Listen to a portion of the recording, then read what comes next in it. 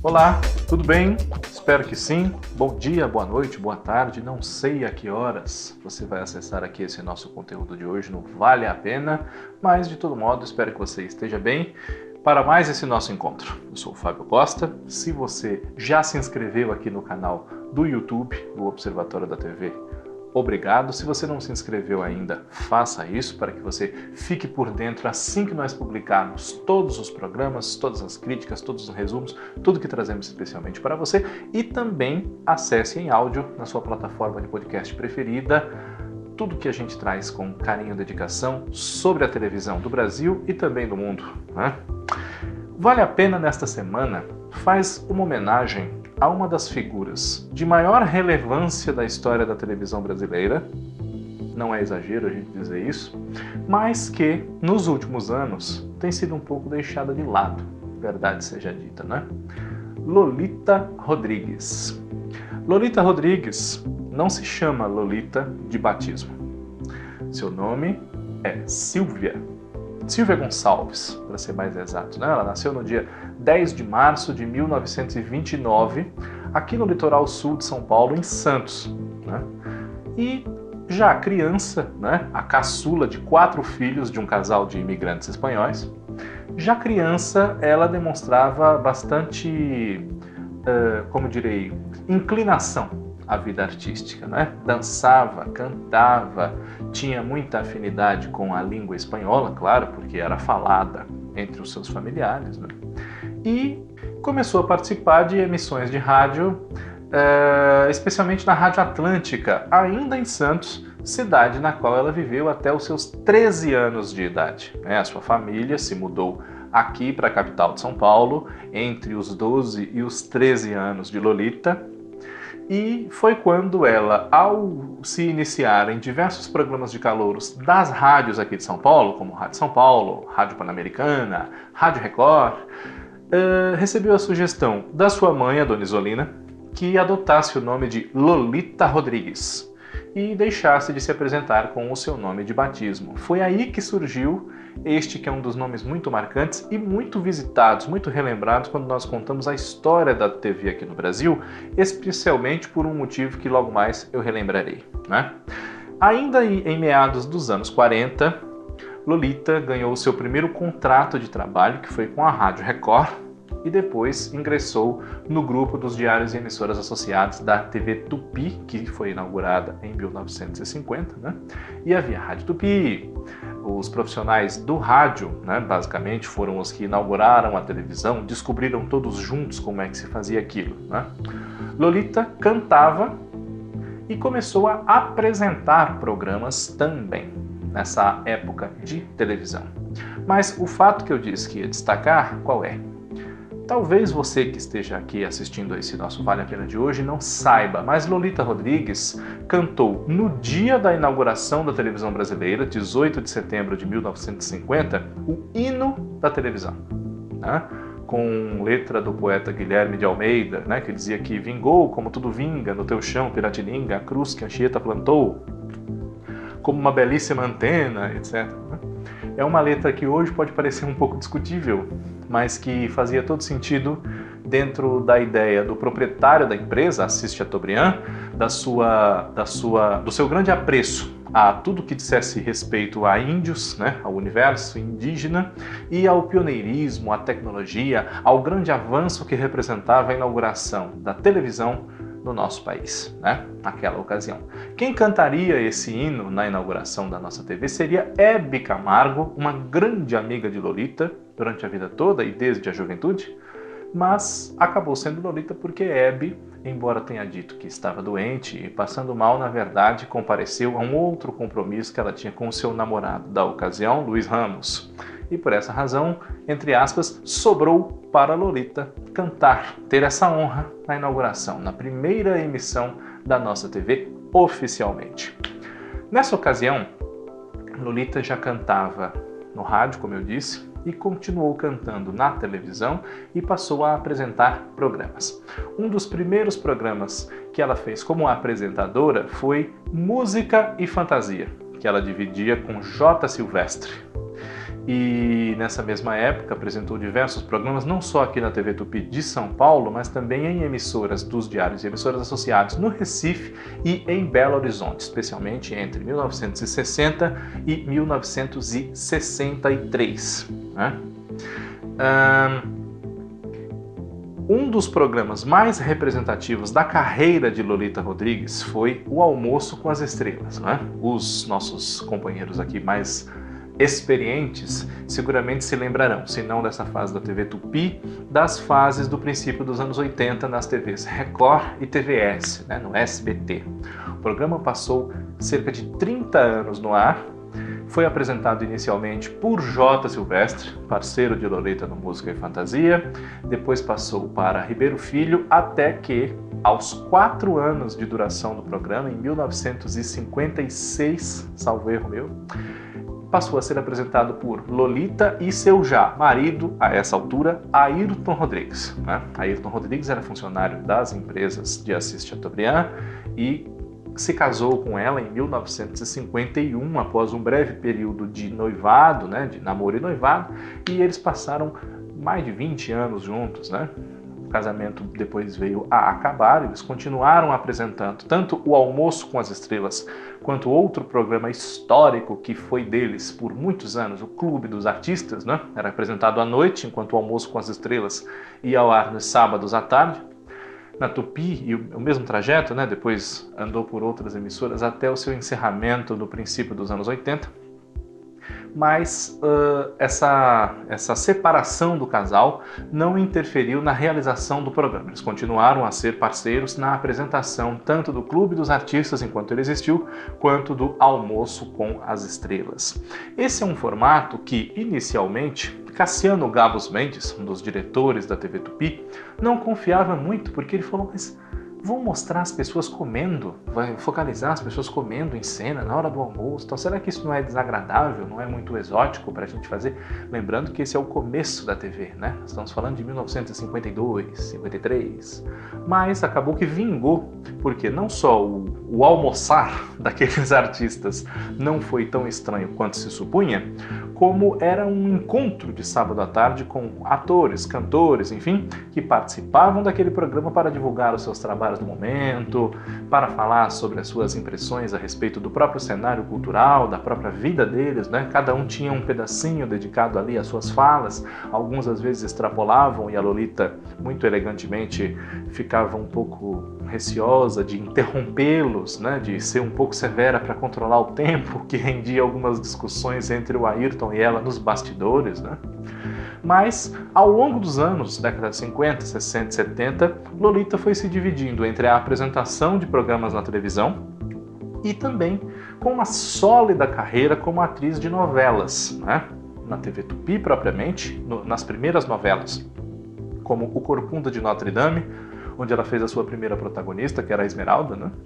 E ainda antes das novelas diárias, como no caso de Corcunda de Notre Dame, ela participou de diversos teleteatros, do TV de Vanguarda, do TV de Comédia, né, de todas as faixas de teleteatro que a TV Tupi mantinha na época, até que nos anos 60, começou a se dividir entre as duas emissoras. Na Tupi, fazia os seus programas como apresentadora, e na TV Excelsior, depois na TV Record, no final da década, passou a desenvolver uma sólida carreira como atriz de novelas. Participou da nossa primeira telenovela diária, em 1963, na TV Excelsior, 254,99 Ocupado, na qual ela interpretava o papel de Laura, que era, vamos dizer assim, a vilã da história, porque era ela quem atrapalhava o sucesso romântico de Glória Menezes e Tarcísio Meira, a Emily e o Larry, né?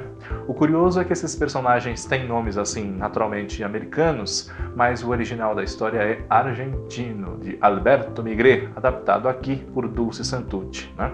Na segunda novela, chamada Aqueles que Dizem Amar-se, Lolita já foi protagonista, ao lado de Carlos Zara, e Ao lado do mesmo Carlos Zara, participou de outra novela pouco tempo depois, chamada Ainda Resta Uma Esperança, formando um triângulo também com Odete Lara, nessa adaptação de Thalma de Oliveira para um dos grandes originais de rádio exibidos aqui no Brasil, de Leandro Blanco. Ainda Resta Uma Esperança foi uma das primeiras novelas mais longas, até pelo seu grande sucesso, na nossa televisão, porque ela durou 8 meses. As novelas nessa época duravam coisa de 2, 3, e tanto ela quanto O Direito de Nascer, em 1965, duraram esse prazo que para nós hoje pode ser muito comum, mas na época não era, 8, 9 meses no ar. Nessa época também, Lolita fez 2 novelas com Tarcísio Meira, enquanto Glória Menezes estava grávida de Tarcisinho, uma chamada Ambição, que fez grande sucesso em 64, e no mesmo ano, Mãe. As 2 novelas foram apresentadas também pela TV Excelsior, além de Ontem, Hoje, Sempre. No fim da década de 60, Lolita Rodrigues passou a fazer novelas na TV Record e participou de várias delas. A Última Testemunha, Algemas de Ouro, como protagonista ao lado de Ivan Mesquita. Nessa novela ela tinha colegas como Márcia Maria, Fulvio Stefanini, Adriano Stewart, enfim. E em 1970, um momento marcante como Joana em As Pupilas do Senhor Reitor, de Lauro César Muniz, baseada na obra de Júlio Diniz, que depois foi refeita no SBT. Com o mesmo autor, Lauro César Muniz, e ainda na TV Record, Lolita fez em seguida a Eleonora em Os Deuses Estão Mortos, exibida em 1971, e participou de mais algumas novelas na Record, como Quero Viver. Lembrando que, como apresentadora, ela seguia no Clube dos Artistas e no Almoço com as Estrelas com seu marido, Ayrton Rodrigues. Ao longo dos anos 70, ela passou a se dedicar mais justamente a essa posição de apresentadora e retomou o seu trabalho em telenovelas, especialmente com uma nova versão de O Direito de Nascer, em 1978.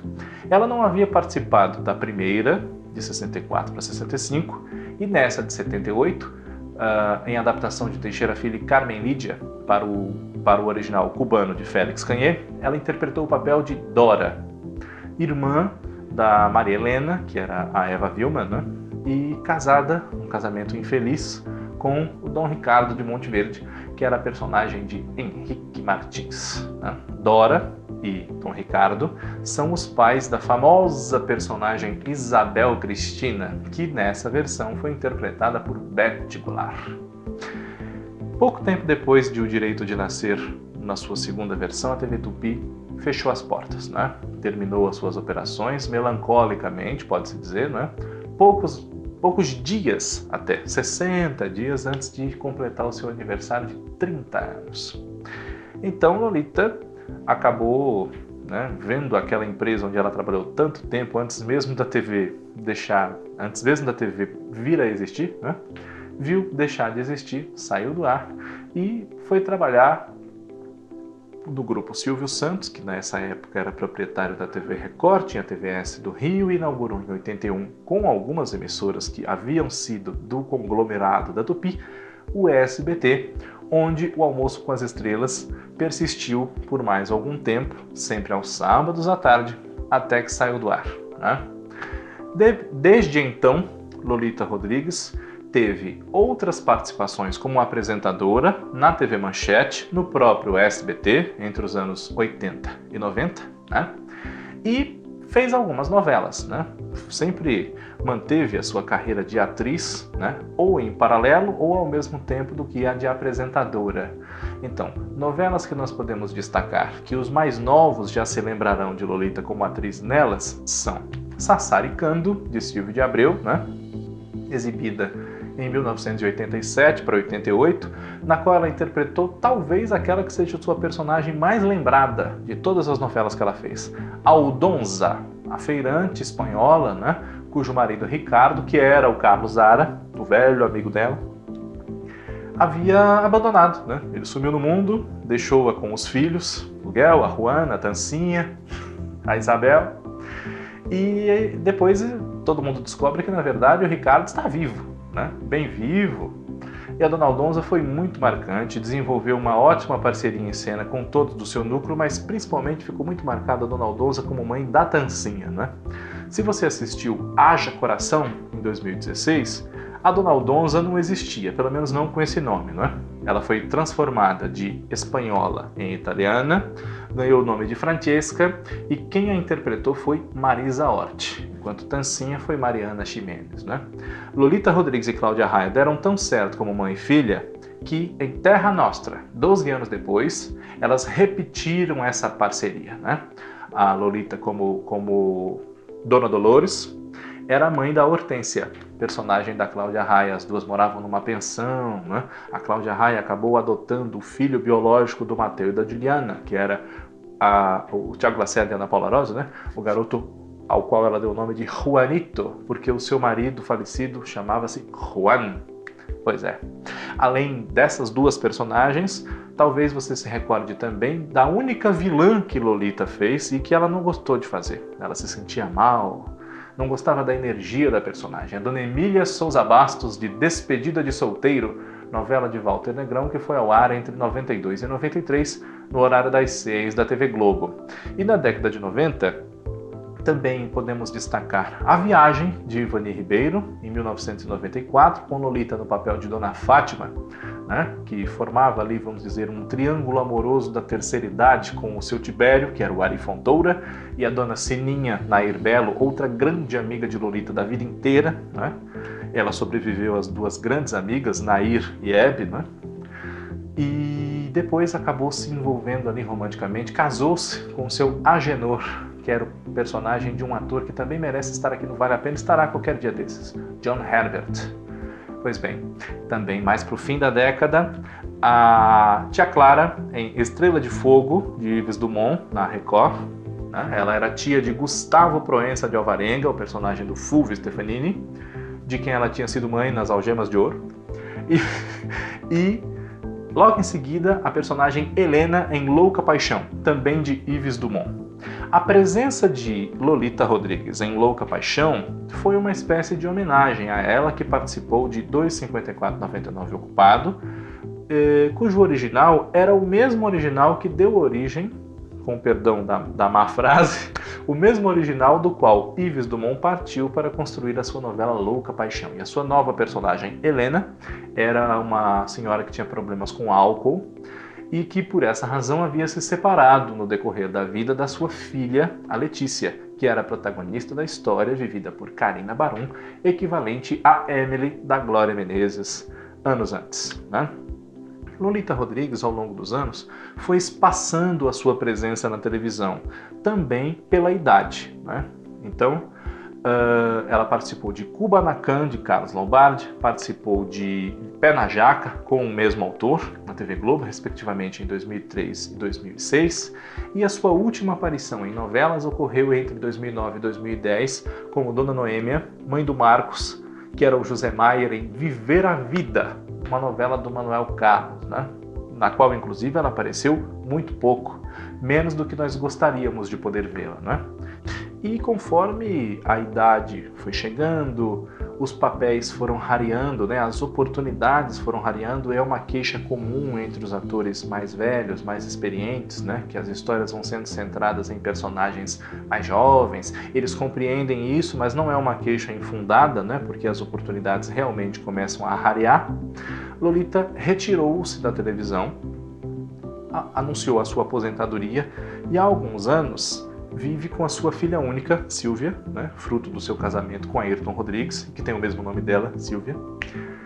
É médica e vive em João Pessoa. Ela foi morar com a sua filha lá, está retirada da carreira, aposentou-se e eu espero, falava agora há pouco aqui com os meus amigos, parceiros de todo dia aqui do Observatório da TV, que em setembro, quando a televisão brasileira completar 70 anos, Lolita seja lembrada, seja homenageada como ela merece, né? Que a tragam de João Pessoa aqui para o Rio, aqui para São Paulo, que ela seja homenageada, porque ela esteve no primeiro dia, 70 anos de um veículo não se completa todo dia, né? E ela merece, não só por isso, mas por tudo que ela representa em talento, competência, elegância. Foi um ícone de elegância sábado a sábado, né? Com o seu programa, especialmente o Almoço com as Estrelas. Os telespectadores gostavam muito, elogiavam os figurinos da Lolita. E merece estar presente com toda a honra e glória nessa festa dos 70 anos da televisão, assim como os diversos amigos, colegas desses primeiros tempos que ainda estão vivos e também devem ser lembrados nessa ocasião. O Vale a Pena manda um abraço e um beijo para a Dona Lolita ou a Dona Silvia, como o Ayrton a chamava nos programas, né? É muito curioso porque para nós ela é Lolita, mas para ele era Silvia, e assim ele a chamava em meio aos convidados, né? Diante das câmeras. Nós mandamos o nosso abraço, o nosso beijo à Dona Lolita ou Dona Silvia, e que ela receba essa homenagem com todo o nosso carinho. Até a próxima semana.